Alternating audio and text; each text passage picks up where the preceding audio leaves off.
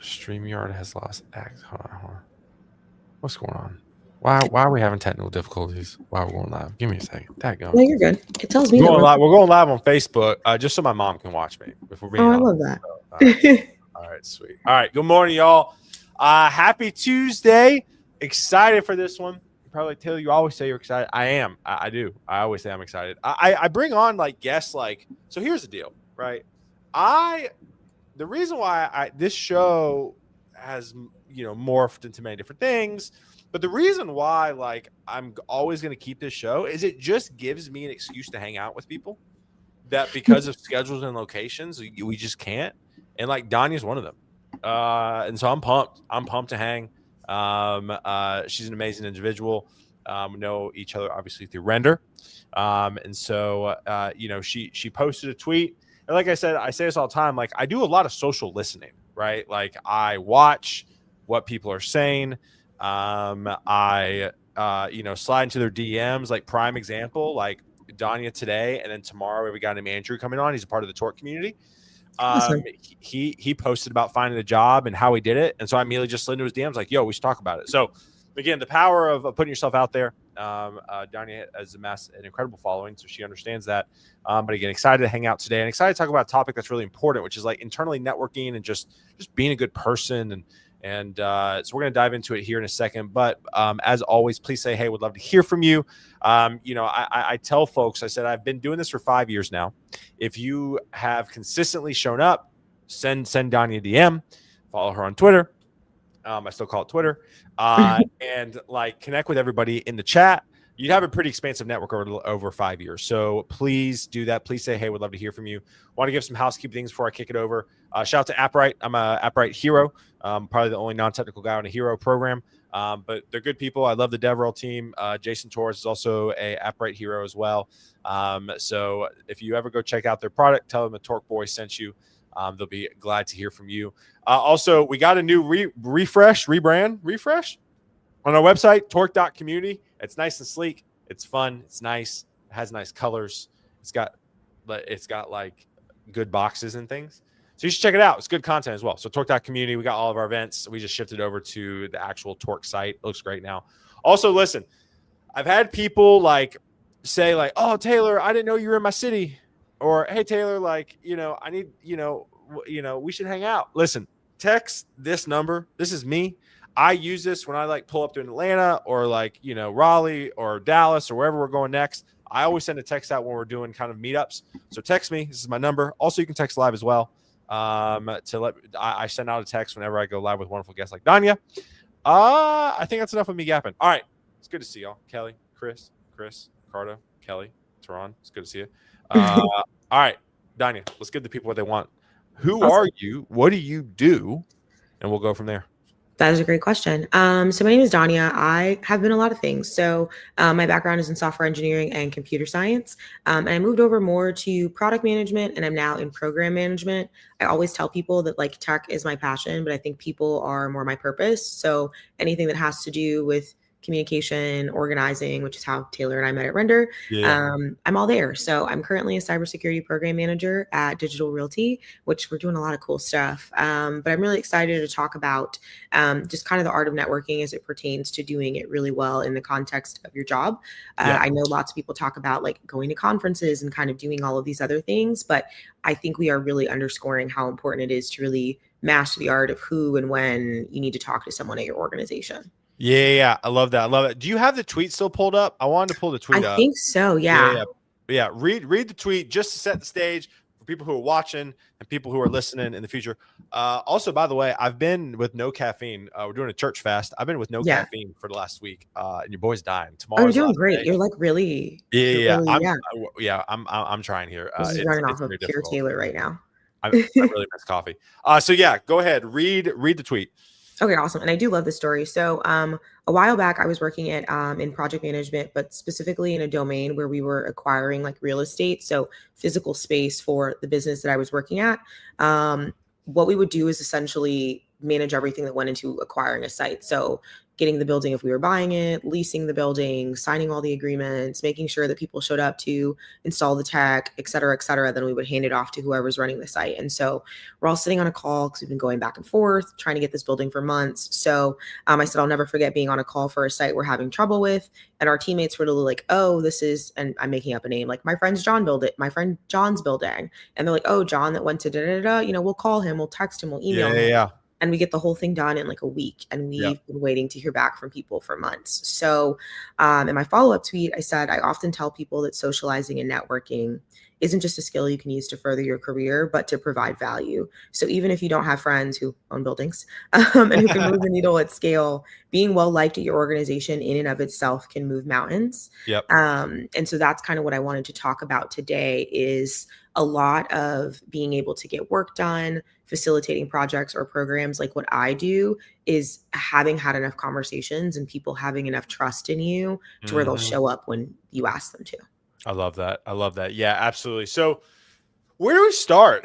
Like, where do you want to start? Like, this is a pretty wide, this is a kind of overarching topic. So there's a lot of places we can go. So I'm gonna let you just So I know because you had kind of mentioned that this is how you manage people. So I kind of wanted to talk from sort of that managerial level first, particularly because we contextualized it in the context of layoffs. So I'll speak about my manager and managers that I really enjoyed.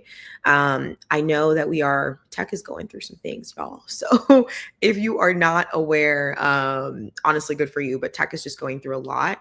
I think one of the things that you can do if you are a people manager or if you're kind of just over anyone or over any program is exactly what we're talking about. So managers that I've had and my current manager are really good about socializing, but socializing in the context of every time they talk to someone, they know what we're doing and how we provide value. So it's always this person on my team worked on this really cool thing and it saved us X amount of money or it brought us X amount of customers. So being really vocal about not just, because I think we tend to report like, oh, it got done. Yes. But what does that actually mean? Like the work is finished, but who did it? What did that do? How much time did that save us? How much money did I bring us? All of that is really important, especially now because we're hearing that a lot of this stuff is performance-based. If your organization doesn't know what you're doing all day, if they don't know, if you're kind of worth what it is that they're paying you when they're checking off all these boxes for you to get let go, you're going to be first on the list. So I think if you're a manager, advocating for your employees really well. And then Taylor, I know you said that this is something that you do often also. Yeah.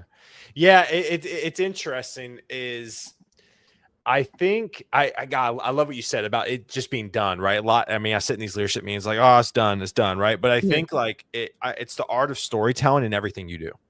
Right. So instead of it, hey, we got this done. It's like, hey, this person on my team led this initiative, right? Like, for example, like Angelo, right?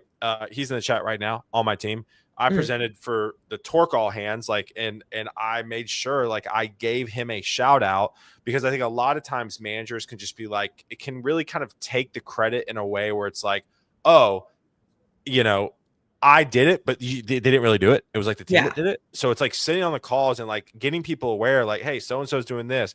Brianna's, making, a 45% open rate on emails, right? Like there's all this stuff to make sure that we shout it out, especially as managers. It's our responsibility to make sure we lift everybody else up.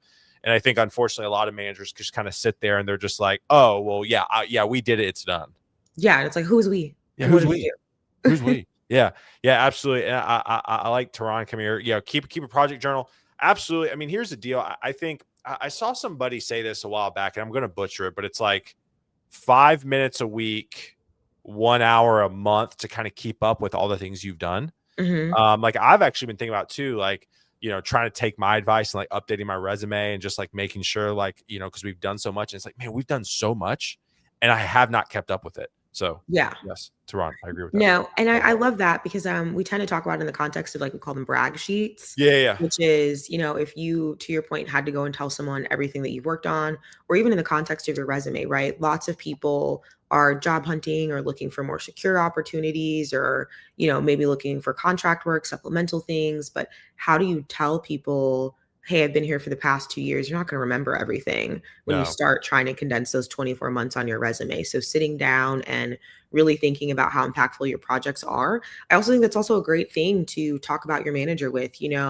Really impactful resumes have numbers. They have something to Yes. back, not Yes. just, oh, hey, I did this initiative, but what did that initiative do? And I think if that's not context that's being given to you, then get that context from your manager, get that context from the business, make sure that you're putting yourself in a position to get that information, because the Yep. last thing that you want is all you can say is I've been doing my job for 2 years, because it's just not enough. Yep. And I like you brought brag sheets. So my dad's on the job search again. Mhm. And he's like, Dad, if you're watching, he's down at the beach right now with my uncle for so I doubt he's watching because he's at the beach in Florida. But uh my dad is like, I love him to death because like computer illiterate. We're just now learning, Google Docs, which is kind of Mhm. a new thing. And like I just was like, hey, like I really, well, first off, shout out to my dad because he's posting on LinkedIn. Like my Mhm. dad is posting on LinkedIn. I So love that. like none of y'all If have an your dad is excuse. doing it, why isn't everybody else doing That's what I'm saying. That's what, like, if my like it? 62-year-old dad who like doesn't know tech is posting on LinkedIn every day, you can do it too. But I sat down with him and we created his resume. His resume is obviously very, very tactical, very quantifiable. But I said, you need to create this brag sheet and submit to a manager at the same time, because there may be things on the brag sheet that stands out that you don't think that you didn't think about that the manager may resonate with more. Mhm. I think that's one of the things. Like if your resume, especially if you're very senior in your career, I think I would have a separate brag sheet to kind of like tell a larger story. You could call it a cover letter, but it's not really a cover letter. It's kind of like an in-between thing. But I think some managers are going to resonate with different things on your resume versus your brag sheet. So I think the more context you can give, the better. I don't know if your thoughts on that. Yeah, and here's my thing is, even I also think that even outside of the context of like getting in front of the hiring manager, interviews, I always tell people to build some sort of cheat sheet. So you should be able, because let's say your resume makes it through the screening and maybe you don't have all of that information on there. You didn't put it in there, or to your point, you didn't think that it would resonate. So you've kind of Yeah. got some different points.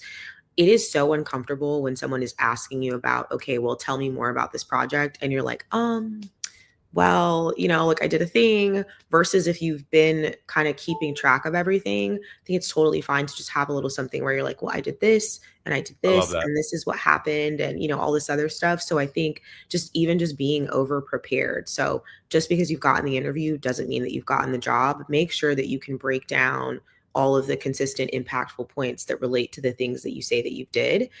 Because even when I'm interviewing people, I've been at my last job where I was head of product and technology. We're talking to engineers and I'm kind of like, hey, tell me more about your specific role in this project, which is another thing. People tend to talk about the project's impact at large, not what Yes. they did specifically.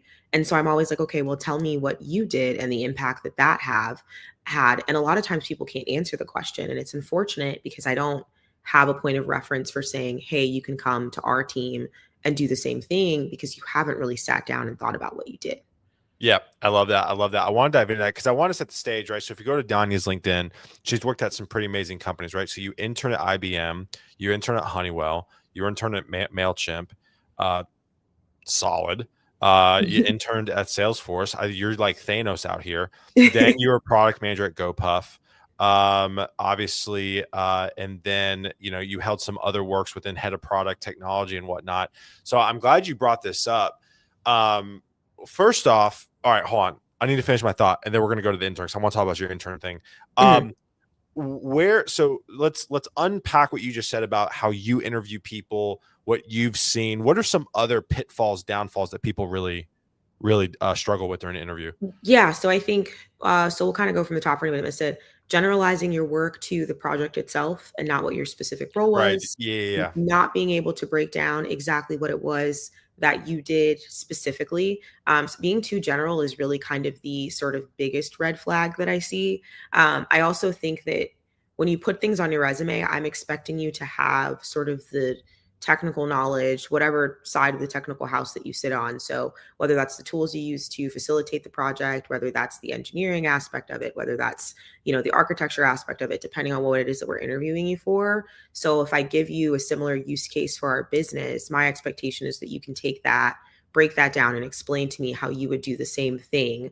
If maybe our tech stack is different, if maybe sort of Right. our end goal is different. So that's another thing is I think people are, this is me two-way because this is me kind of like a spicy take. I think sometimes you have to Like, be really careful because anything you put on your resume, I'm expecting you to be prepared to talk about it, and I'm sure. expecting you to be prepared to talk about it really well. So I would rather you put a project that maybe isn't as big and shiny and sounds as good Interesting. Yeah, than to that makes do sense. something that just looks really cool. Because when I ask you about the really cool thing and you can't talk to me about it, now I know that you didn't play as big of a part as you tried to make it seem as you did. Yep. And that to me as an interviewer is also a red flag. Yeah, I was at Thrive Tech conference down in Florida with Cam, and I was sitting on a panel, and one of the panelists said, uh, "I I have interviewed before with managers that asked me what I put on my resume in my first position ever." Mm. Like they do reverse chronological Yeah. and start from the very back. So like, yeah, you got to be careful with that. But I think instead of saying, I think also too changing your mindset from we to me. Mhm. Like we did this. Okay, I'm not interviewing your team. Yeah. I'm interviewing you. What did you do?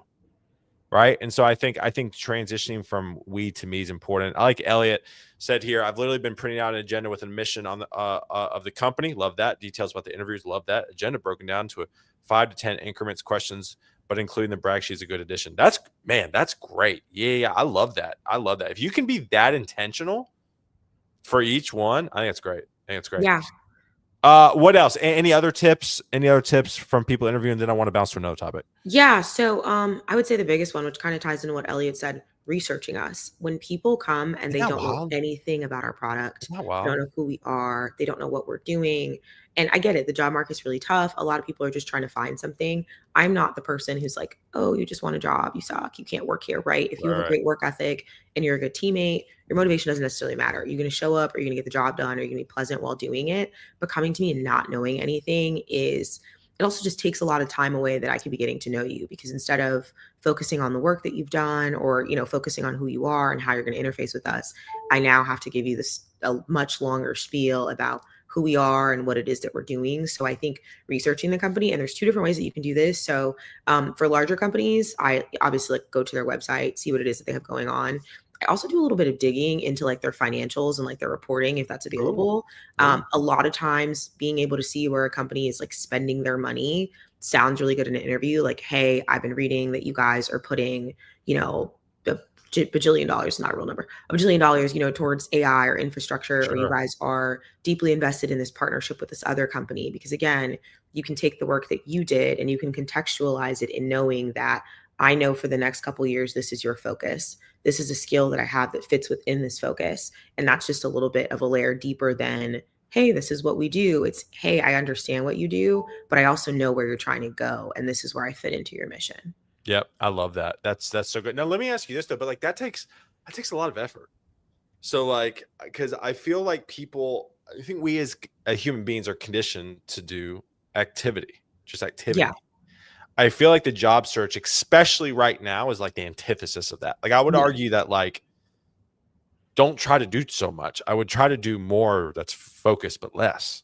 Yeah. No, 100%. And so it's interesting because you'll get lots of mixed advice where people are like, it's a numbers game, apply to as many things as possible, 20 applications a day, whatever, da, da, da. And I think it depends on what your end goal is, which may be an unpopular opinion. So, um, I think that it's really important to sort of map out, this is where I am today and this is where I see my career going. I also want to emphasize that that doesn't mean that you need to be like a director or a managing director or a VP, because some people don't want to do that. Sure. But I think that it's important that, to your point, as you're applying to jobs and as you're doing all your research, does this fit anywhere in the plan that I have for the next 5 years? And if it doesn't, you're going to take the job, maybe set yourself back, maybe put yourself in a different direction, and now you're just going to be kind of reworking things, trying to get it all to fit. So Yeah. Yeah. I think doing something like doing all this research, getting all these things together, contextualizing all your work, this should be stuff that you're doing for companies that you're really, really interested in, and you're Yep. trying to put your best foot forward. I think that that's the best time to really, really get in the weeds, because if you're really interested, other people are also probably really, really interested. And the Yep. last thing that you want is that someone beat you just because they were slightly more prepared. Dude, that last sentence right there. I tell people all the time, the reason why you're not getting jobs is not because you're not good. It's just you're Yeah. not doing the little things right. Yeah, and it's and that it's a huge part of it, and I think even, like, researching the company culture, looking how other people have handled their interviews, what their feedback is, like, if it's something that you really want, you have to do some digging because you don't want it to just be, "I didn't know," Yeah. because the interview is expecting you to know. You can't go back and say, "Hey, I know you guys didn't pick me, but I didn't know this was a thing," or, "I didn't know that the interview was gonna go in this direction," because it's your responsibility. Yeah, absolutely. All right. I want to go to the next topic. Talk about the internships, right? Mhm. You like worked at like great ones. I mean, Yeah.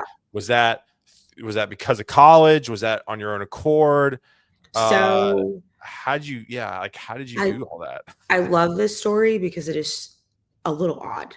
So I did 10 internships by the time that I graduated college. So 10? I paid my way through school and I realized you get paid a lot more to be a software engineering intern than you do to like work at retail or do something like that. So when I did the Ooh, math, here we I go. was like, well, even if I work for 2 semesters, like I was making so much money working like maybe like summer or fall that even if I didn't work in the spring, I made more than I would have made taking a regular job on campus. So the motivation was financial, but it did work out really well. So Sure. it started with Twitter. So a very That's long crazy. time ago when I was an undergrad, I was taking my first computer science courses and I went to Kennesaw State University. We have this area of our campus, it's called CARC. So it's where you go for like math, tutoring, but it's kind of just where all the STEM kids just hang out. So it's like, Yeah. yes, you can get your calc tutoring, but like it's kind of like a social spot. So I'm hanging out there and a bunch of people who they're juniors and they're seniors, they're all saying they don't have internships. So they're like, man, I didn't think about interning. My advisor didn't tell me anything about interning. So now they're trying to apply for jobs to figure out where they're going to land after college. Sure. And no one told them that, hey, you might want to get some real world experience or it's going to be a little bit harder for you. Isn't So I'm that like, well, wild? So I'm gonna real quick. no Literally, I worries. had my first university. So I signed up to be a mentor for University of South Carolina Business School because Mhm. I am so tired of like the non-advice colleges are giving.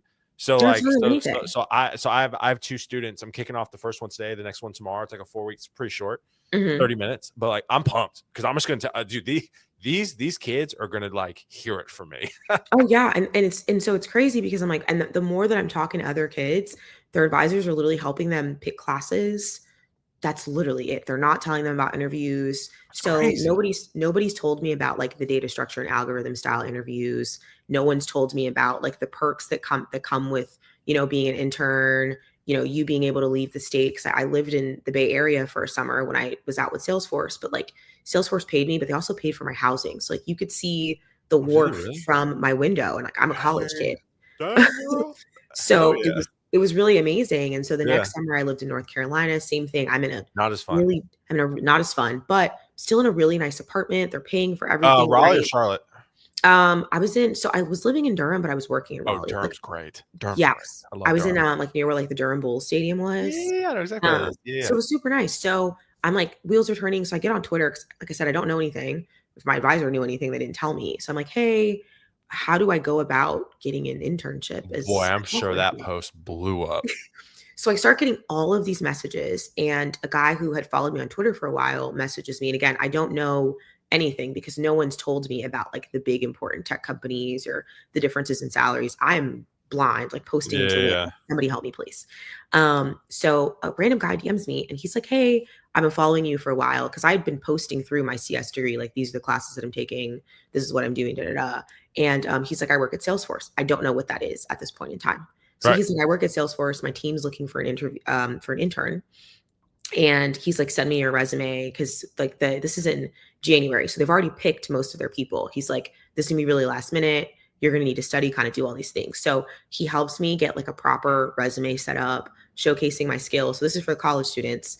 I obviously don't have any real world experience. He's like, well, what projects have you done? What have they taught you in school? And we wrote the projects up like it was my work experience. So to your point, what I did specifically in the projects, all of the technology it was that I was using. So my first resume was just school-based academic stuff that I had But it done. read like a real job. Yep, broken down like I had done it as a job. any side projects and things that I was interested in, things that I was self-teaching myself. So that kind of comprised my resume. Obviously, at that point in time, like my GPA. At the time, it was kind of like standard practice to put in courses you would have completed by the time you get to the internship. So courses that I've done, as well as what I was going to be doing that semester, because I Love would that. know it by the time that I got there, right? So Yeah, we yeah. did that. Then he kind of introduced me to the concept of like, okay, well, they're going to ask you these data structures based questions. So you need to go on Leet Code. Didn't know what that was. That's And you crazy. have to figure out how to do this. Da, da, da, da. Went and talked to his manager. And because I had prepared so well, they picked me over a girl at Columbia who had a better GPA because they liked me more. And I went to a state college. So like my school is not known for computer science, it's not known for engineering, but they picked me. I meshed really, really well with the team. I had a really, really great summer. It was literally the one thing that like changed the trajectory of me being in For real. technology because I came back home and I was like, man, I don't want to go from because before this I was working at Publix. So I'm like, I don't want to go from like Salesforce Publix is great though. training. I do I love some do love Publix. Publix. And I was I getting free mean, sandwiches all the time. It wasn't a bad gig. So I'm like, I don't want to go from the money that I was making in San yeah, yeah. Francisco to kind of going back to being at Publix. So I'm like, maybe let me see if I can find an internship someplace else. So I'm looking for internships in Atlanta in the fall. I end up at Turner Broadcasting in Midtown. So I intern at Yep. Turner. Spring semester, I did the same thing. So every semester, I'm like, who's hiring?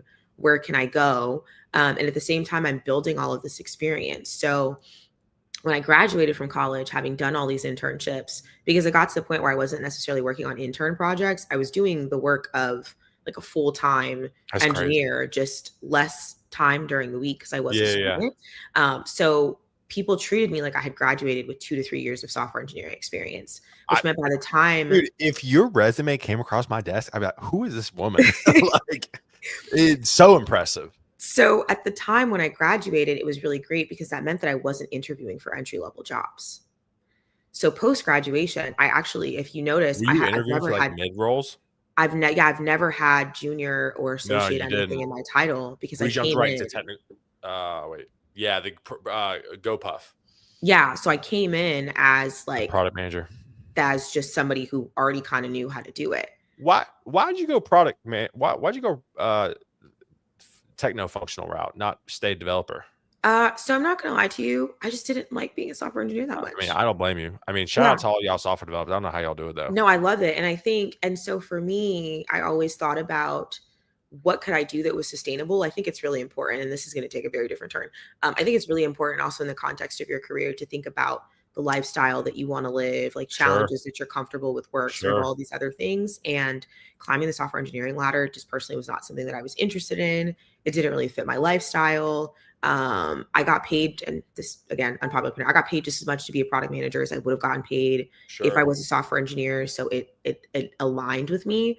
I think a lot of times tech is like very sexy. So everyone wants to come off as very technical and very engineering heavy because I think that people think that folks respect that more. And I think that you should never pick what you want to do for work based on what other people would want for you or based on what Facts. other people think is cool. Facts. Yeah, yeah, yeah. Did you research at all product? Like why product? Like did you do any So research for it? yeah, I did. And I was kind of sort of chatting with my managers just about different opportunities that were available to me. But the whole purpose of me interning was to touch every kind of thing. So even when I was doing software engineering, I did like front end, I did full stack. I had an internship where I was coding in like C sharp because we were doing physical hardware. I did like DevOps, I did penetration testing. Like I've done Dang, girl. everything. And Dang. then I was like, I don't like any of this.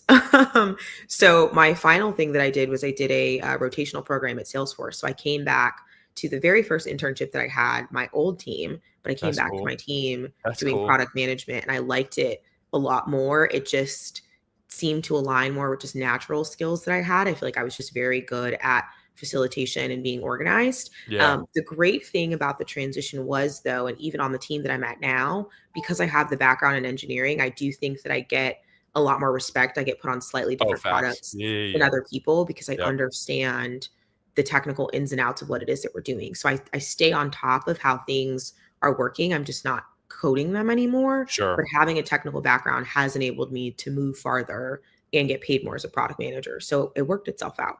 I love that. That's awesome. Um, let's kind of go on the college thing a little bit, just because I actually did a one-on-one career session with Mhm. a senior dev I know in Nashville. He sent his daughter to me. I coached her up. She got an internship at Capital One because of it, and now he sent his son to me. Mhm. He's a mechanical engineer at Vanderbilt. Very smart family. And we were just talking about college, and he was like, "What should I do?" And I was Yeah. like, "Get on LinkedIn."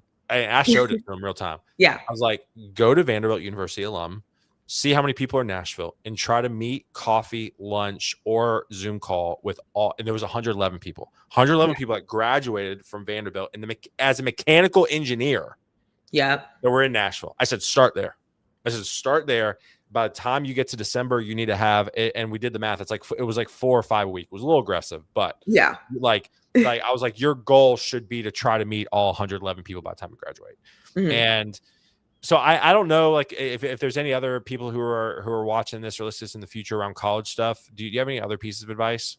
Yeah, so I didn't have a LinkedIn until I got to the Bay Area. So that was actually one of the first things my mentor told me to do. He was like, "Hey," and You gotta get again, it. because no one told me to do this in college. They didn't tell me Oh, what a that's LinkedIn crazy. was. So I'm just sitting here like, how am I getting a job? Nobody knows who I am. I don't have a LinkedIn. I don't know where to go to apply. I have none of this information. So my mentor told me to go and make a LinkedIn.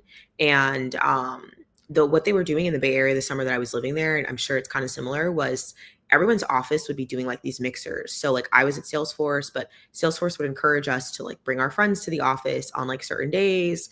You know, you could go and go to a mixer at your friend who works at Google. You could go to at the time like the Twitter office. You could go see your friends at Slack. And it was designed to expose us to the different internship programs because a lot of times what would happen is you would kind of bounce between these different Bay Area companies, Yeah. figure out sort of where it was that you wanted to land. So my mentor was like, go to all of these meetups, go to all of these happy hours. And then same thing, he's like, meet all the computer science kids, connect with them all on Yeah. LinkedIn, connect Yeah. with all their hiring managers. Because he was like, when you graduate, he's like, these are the people that you want to talk to because they know you, they've met you, they've socialized with you, they know that they like you. And he's like, a lot of this is going to be you being able to get a referral because That's everyone it. wants to work at Google, everyone wants to work at Slack, everyone wants to work at the cool new startups. And he's like, the only way you're beating them to the front of the line is if you know somebody or Yeah. if you know somebody that knows somebody. And that's just kind of how it is. So I left that summer with 500 LinkedIn connections. Every single intern thing that was available to me, I went, I talked to people, we exchanged information. And even with that, every time I've gotten laid off, I'm still friends with girls from my internship program that I Are you met really? 9 years ago. Like we lived That's together, awesome. we still text, like I'm, on their close friends on Instagram. But Hey, when I love got laid that. off, these are the first people that reached out to me because they remembered me. They're like, oh, hey, I'm, still working here. I'm at this company now. Do you need something? So almost 10 years since I've left the Bay Area, those connections are still paying off. I love that. That's awesome. Zara comes in here and goes, "Does the LinkedIn thing still work if you are between junior to mid level?" I Yes. think it works, period. I mean, I think you need to have it. Yeah. Yes, absolutely. And I would say even when because I got laid off in April, found a new job in May. But I was cold emailing on LinkedIn. So like I tallied up all my LinkedIn connections. I was like, how many messages do I need to send a day to get through everyone I know on LinkedIn in like 60 to 90 days? So I would message them, but I made it super specific. Like, hey, my name is Dania. This is my background. This is what I do. And I always ask people one of two questions. Someone taught me this. I don't know who, because I would shout them out if I remember, Yeah. which is you want to either you want to give them options. So a lot of times people will message me and like they just want a referral or they just wanted something, but that just may not be something that I'm able to offer them. So we can't continue the conversation. So I always Yeah. ask, could you give me some feedback on my resume? So I look at their company and I'm like, hey, I Yes. see that you work at, Atlassian. I'm really interested in doing product management there. Here's a little about my background and like, could you give me some feedback on my resume is the first thing that I ask. Yes. And then the Yes. second thing that I say is I pick specific jobs because again, sometimes people will message me. I think even at DLR, we have thousands of jobs listed and they're like, I want to be a project manager. Okay, what kind, on what team, and what time zone? I can't You got to look. get specific, people. Yeah, Gotta I get can't specific look here. for you. So I pull 2 to 3 jobs max, and I'm like, "I saw this position, this position, this position." I do a short little spiel about why I think that I would be a good candidate, and again, my resume is already on here, and I'm like, "Would you be comfortable referring me or having a conversation with me about the job?" Because if they don't know you and they're not just willing to toss you a referral, if I get 15 to 30 minutes on your calendar, I can tell you about who I am, what it is that I do. 9 Yeah. times out of 10, they'll give it to you. So I get the most responses when even if it's a person who's not comfortable doing that for me, I just say, hey, just take a look at my resume. Tell me what I might be missing. Because they may say, hey, have you worked with this, and this technology? And you have, but you don't have it listed on your resume. And they can tell you, you need to list this on there because we're looking for software engineers or program managers who do this one specific thing. And again, it's just information that you don't have. How would you know? Yeah. So good. I love that. Let's go into kind of what the title is. I'm glad we kind of went on that tangent again. This is why I don't have like set questions. Yeah. Because I just love the way this conversation goes. I want to go to the art of networking internally. Mhm. What are some tips there, especially from a remote setting? I think it's easier. I was having a conversation about this with somebody the other day, how like I do miss being in the office and Mhm. like I mean, like I would love to work with Brianna, right? Like Yeah. side by side, She's cool. right? I Or get to see her Jason. Yeah, it lots of would be time, awesome. but Yeah, yeah, yeah. So you can't do that. So like what's your advice for people just in general, both remote and in person, and just the power of really building relationships at the company you're at? yeah, absolutely. So there's so many different things, and it depends on company culture. So where I'm at now, my team, we're like really social. Everyone sends like a cute little good morning message every morning. Everybody's really nice to each other. Like I'm on the kind of team where people ask about your kids if you told them they were sick. Like my boyfriend hurt his leg like 2 months ago. People are still asking about it. They're like, how's his leg? Is he doing okay? How's PT going? Right. So there's that aspect of it. But if you're just not that type of person, I think I think there's two people. I think, and it depends on what you want to do. I would say having a set cadence with someone who is able to vouch for you and what it is that you need. So making sure that you're frequently checking in with your manager. I think if your goal is to move upwards, having another set cadence with someone that you can give information from because they're vouching from you, but from a different perspective. So Yeah. if there's someone more junior on your team, touching base with them, not only when they need something, but kind of getting in that space of talking to them regularly, giving them some sort of information, like stepping into that role of sort of mentoring them, because now you have your manager who can say, every time I ask him for something, he gets it done. He's really good at his job. Then you have this other person that can say, he's really good at distilling information. He's really good at explaining things to me. He Mhm. always gives me the info that I need. So you kind of have that from both sides. Yeah. And I would also say, if no one's going to do it for you, getting comfortable doing it yourself. So, letting people know when you've completed things in the channels that you're in. I think that also goes for letting people know if you haven't completed stuff, why. So, like sometimes in reporting, if it's we should have had this 2 weeks ago, but we don't. I'm literally like, because this person did, we're awaiting a response from this person. This person has not responded because I want to make it very apparent it's not my team. It's not someone that, I'm managing that isn't doing their job. Someone else who's supposed to be a part of this process is dropping the ball, right? So making it very clear, this is what I did. And if you can't get it done, this is why I didn't get it done. Yeah. So I think like if you're an engineer, that's like being really detailed in your stand-ups, being really detailed when you guys kind of have all those conversations when you come together. When we're having conversations and things like our retrospective, being radically honest, tell me where the issues are in the process so that I can fix them so that you can get your job done. Depending on the size of your company, I know that we do like an all hands every quarter, ask Sure. questions because people are going to click on you. They're going to be like, who's that random guy that's Yeah. always talking when we do the town hall, right? Yeah. So you want to drive as much attention towards you and your work as possible. And if people aren't going to do it for you, do it publicly in every channel that's available to you. Yeah. Absolutely. I mean, one of the things that I did, it's kind of tangentially is like when I started at Torque, one of the things that was I've realized was that the community team was no one understood what we did. So what Mhm. I did is no one told me to do that. I was loud in our Slack doing updates every week about what we're doing and what we're accomplishing. Right. No one told me to do that, but I wanted to be more present because I was brand new at the organization. Yeah. Right. So again, like you have to put yourself out there. No one's what's the saying? No one's gonna look out for you more than you, or something like Yep. that. Yeah, something Mhm. whatever that saying is. Zara comes in here and goes, always thought if I reached out to my favorite person for advice about resume, it'd be too audacious.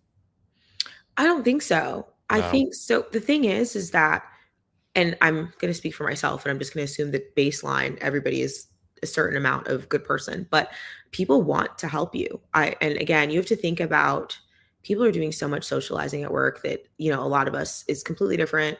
They're maybe not interested in. So having someone talk to you about something where you feel helpful, you feel seen, they think that you're smart, they think that you're important, most people really just don't say no to that. Like a lot of times if someone doesn't message me back, eventually they get back to me. It may just be a couple weeks. It might be a couple months later because they're a little bit too busy, but I've never had someone negatively respond to me because I said that I needed help. And I think especially in the space that we're all in, when it could really be any of us, I think people are so much more compassionate because this is just collectively, we all Yeah. kind of understand that things aren't the way that they used to be. So if I don't respond to you and if someone else doesn't respond to you, that could be the difference between changing your situation. And I think that people are really empathetic towards that.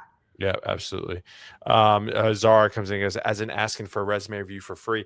I mean, here's the deal. Asking for a resume review for free, listen, that could be a little extreme.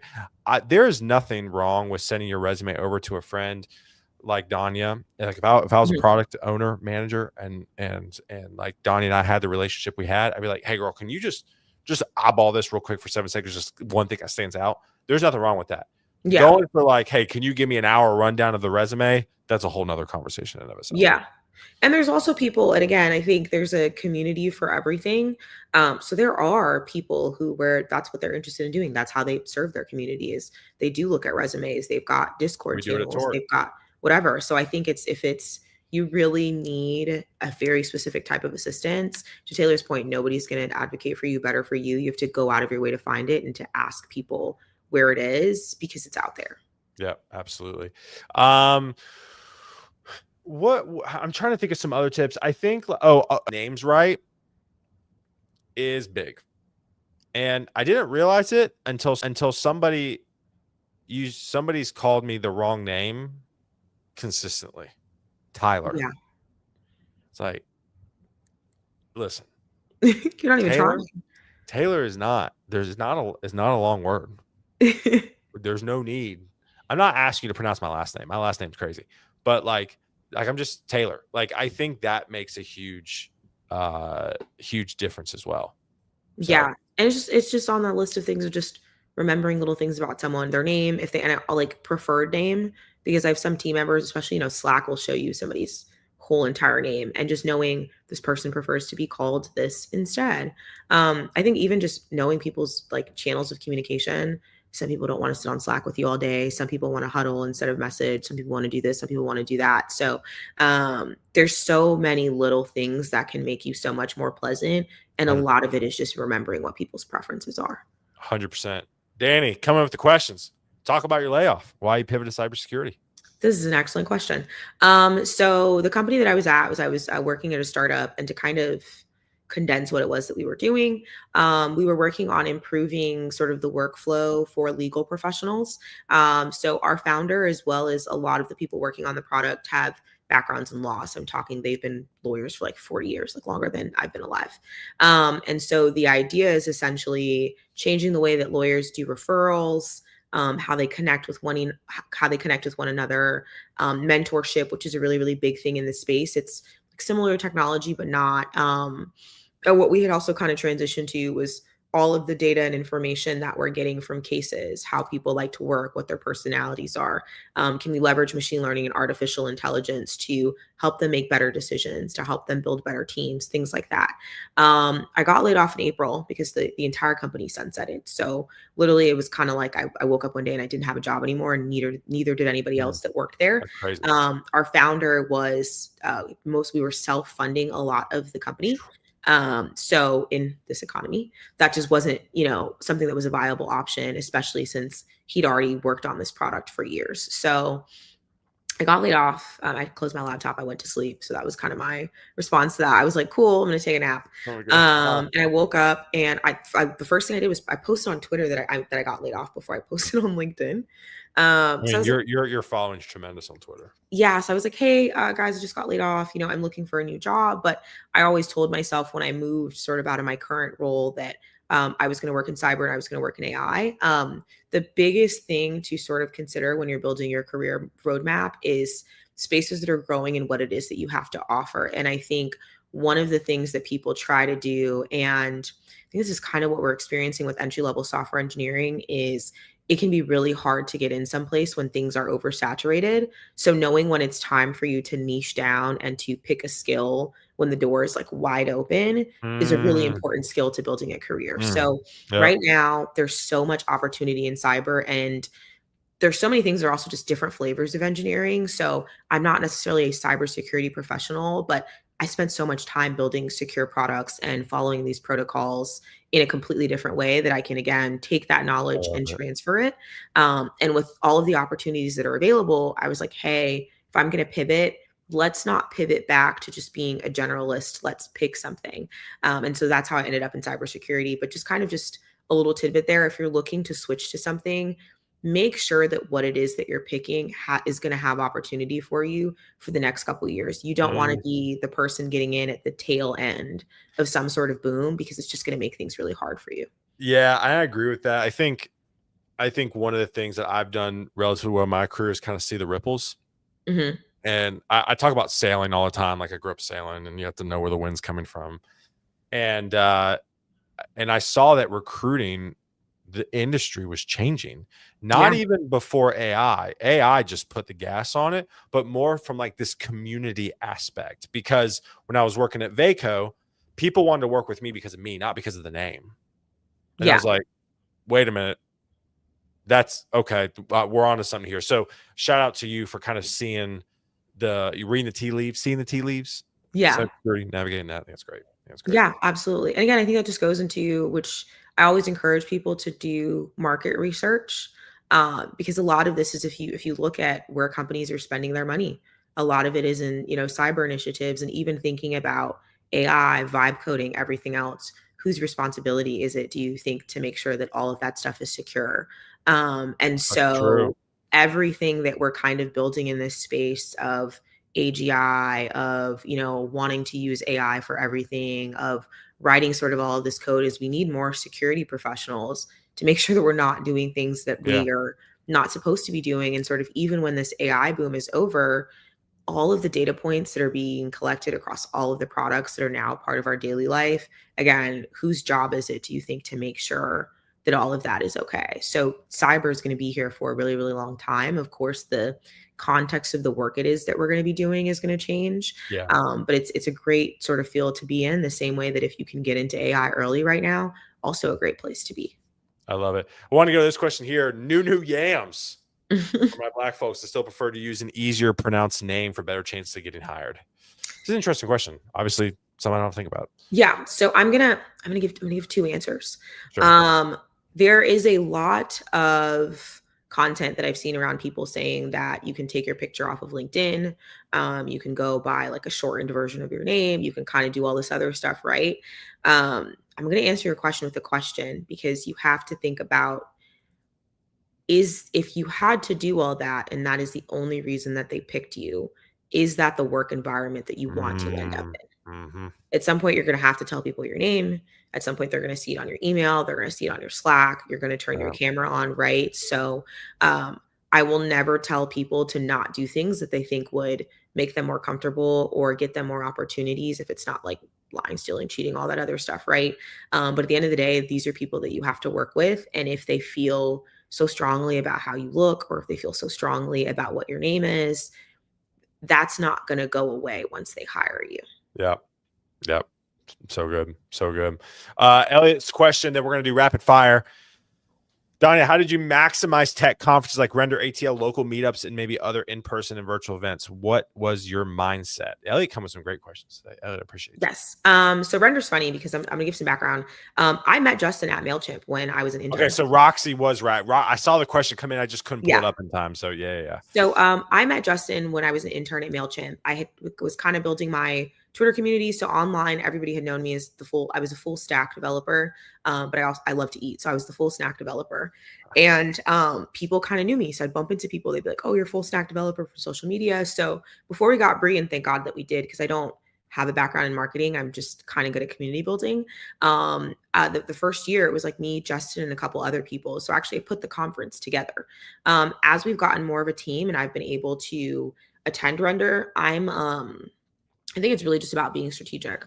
I look up who's going, I see who's posting about it on social media. And to the Yeah. point that Taylor was making, looking up everyone that's posting about Render, niching down to people who have either job titles that you want, or the same job title that you do, that are organizations that you care about. And I just focus on that. There are thousands of people at these conferences, there are hundreds of people at these meetups. You have to get comfortable with the idea that you cannot attend everything. So you've got to think about what your purpose is. If it's to go to talks and to learn, focus on that. If it's to, hey, I really need to talk to these 4 people at these 4 companies, do everything you can to make it happen. But like build a schedule, and I set goals for myself every single day, whether Right. that's I need to add 10 to 15 new people on LinkedIn every day as I'm going through the conference. Um, I need to go to this booth, when this person posts about it, to make sure that I can meet them and talk to them about job opportunities.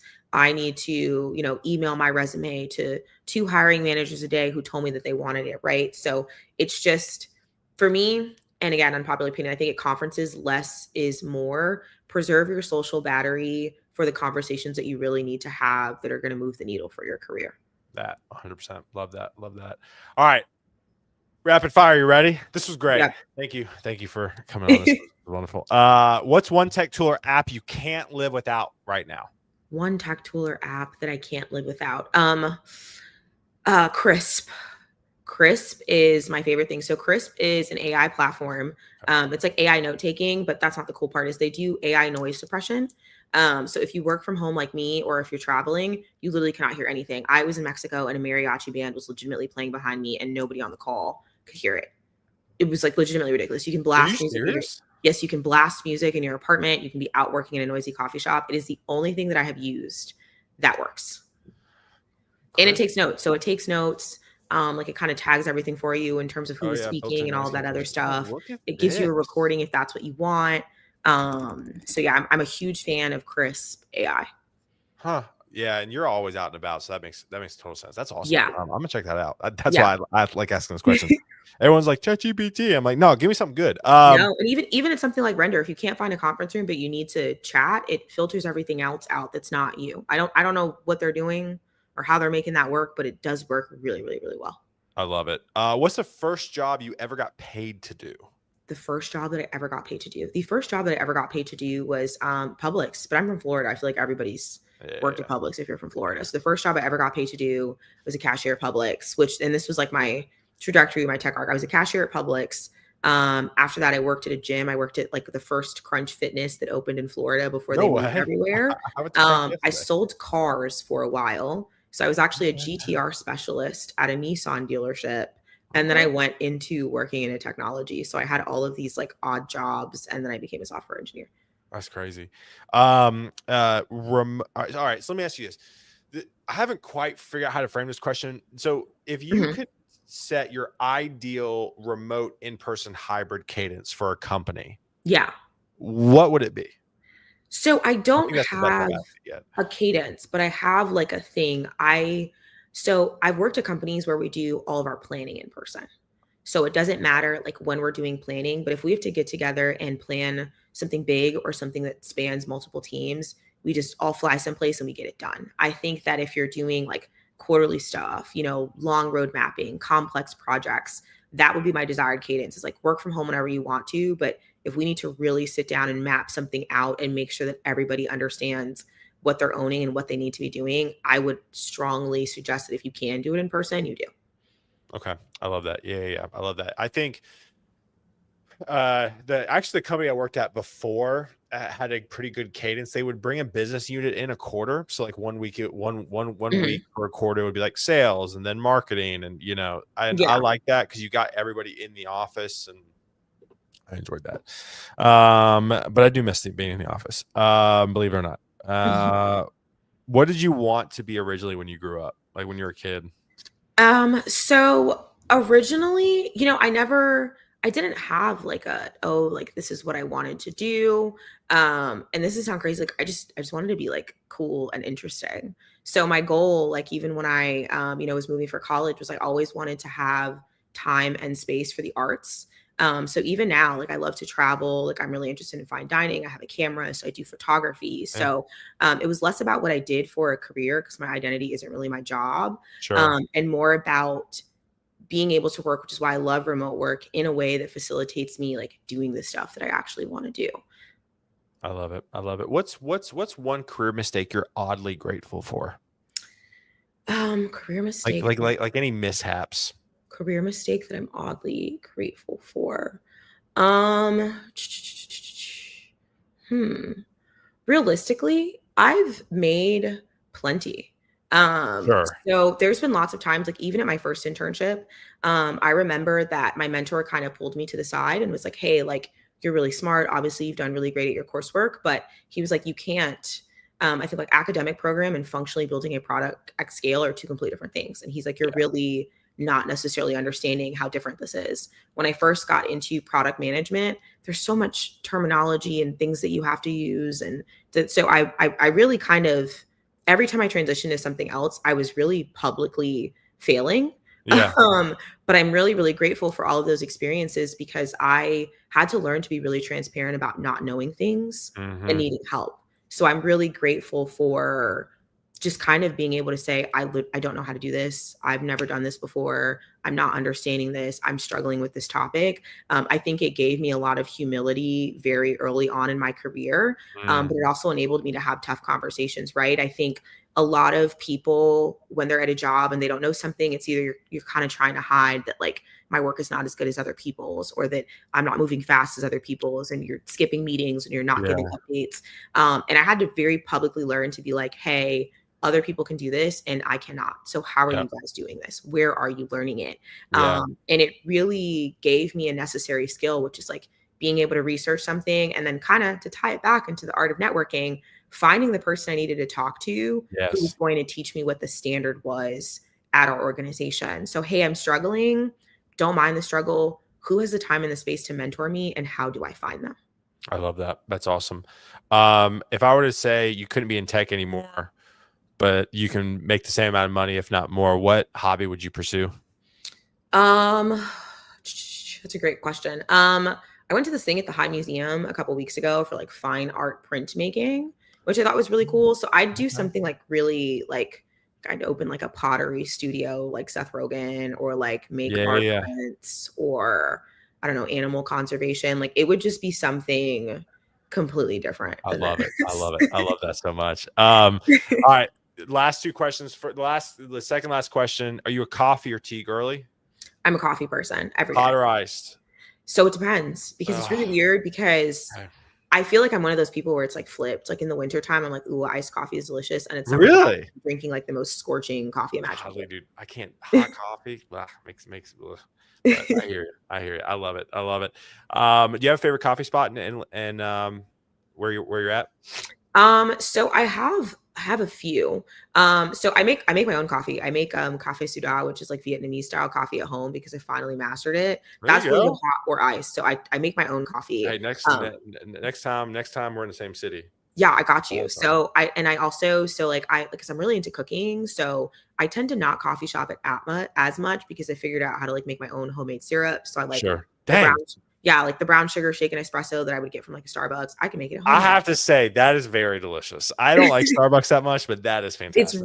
It's really, really good. But also it's Fantastic. just like 2 parts brown sugar to 1 part water and you boil it. It's the exact same, like it's not, and a little bit of cinnamon, it's the same thing. Sure. So I feel like once I realized that like flavoring your own coffee wasn't hard, I just do a bunch of fun things at home.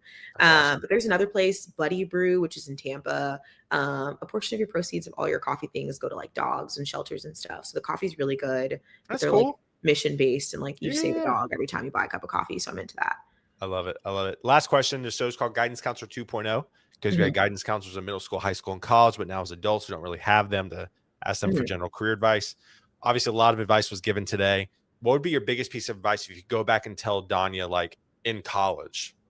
Yeah, I think realizing that yes, everybody wants to help you, but that doesn't mean that they're going to give you all the information that you need. So, the easiest way to be Ooh. successful is to be really hungry for information. Even if you think that you really know something, I can guarantee you that there is a gap that you're not thinking about, right? Even if someone told me about getting internships, nobody still told me about LinkedIn. Even if someone told me about LinkedIn, no one Interesting. told me Yeah, yeah, about yeah. cold Mhm, messaging, or to mhm. your point, how to look for people who are in the same location as me. So, when you get to the next step, figure out what you can do to improve that and to make that process better, because listening to people which is kind of controversial because we just had everyone listen to us for an hour. But listening to people is not going to give you all the information I to agree. get to where you need to go. And so constantly being on that hunt for, okay, I'm on this platform. Okay, I learned this technology. Now what? What are people doing? What are the best practices? What do I need to do? And even with like AI, like ChatGPT, I know a lot of people kind of use it as like Google,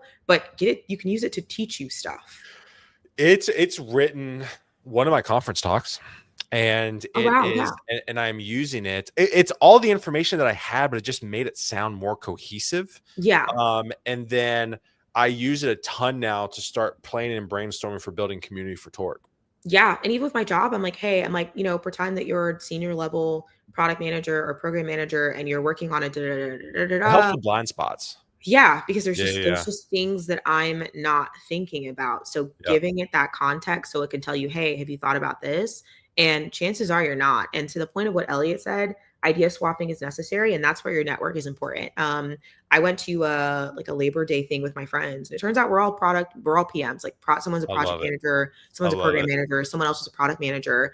And we all started talking about like, well, how are you guys using Jira? And my team's not doing this and da da It's da like a da. Labor Day cookout, and Jira's At the brought Labor up. Day That is cookout. wild. That is wild. But it was so funny because we've never actually talked about what we did, and we That's realized cool. like we've got this whole community that can give us advice right here. So I think just asking people questions whenever you can.